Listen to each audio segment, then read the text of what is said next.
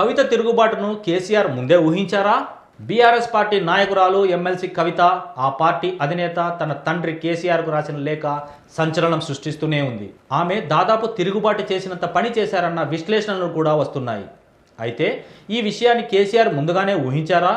ఆయన ఎప్పుడో అలర్ట్ అయ్యారా? ఏదో ఒకరోజు కవిత బయటపడతారని ఆయన భావించారా? అంటే ఇప్పటి వరకు జరిగిన పరిణామాలను గమనిస్తున్న వారు అవుననే అంటున్నారు.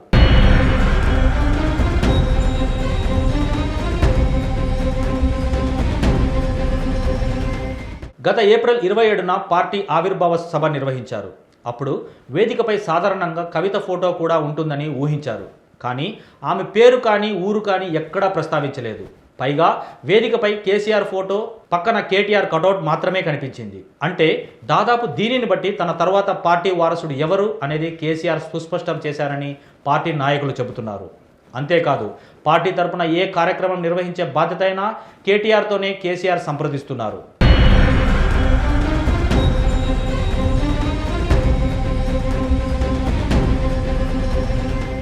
సో దీనిని బట్టి కవితకు పార్టీలో నాయకురాలిగా మాత్రమే కేసీఆర్ గుర్తించారు తప్ప ఆమెకు బాధ్యతాయుతమైన పదవులు ఇచ్చేందుకు అంగీకరించలేదన్న పరిస్థితి కూడా అర్థమవుతుందని పరిశీలకులు చెబుతున్నారు. ఇదొక్కటే కాదు, కవిత లిక్కర్ కేసులో ఇరుక్కుని జైలుకు వెళ్లిన నేపథ్యంలో ఆమెకు పార్టీ తరపున ఎంత ప్రాధాన్యం ఇవ్వాలో అంతవరకు మాత్రమే పరిమితం చేశారు. పైగా కేటీఆర్తో పోల్చుకుంటే కవిత రాజకీయంగా అనేక మెట్లు ఎక్కాల్సి ఉందన్న అభిప్రాయంలోనూ కేసీఆర్ ఉన్నారు.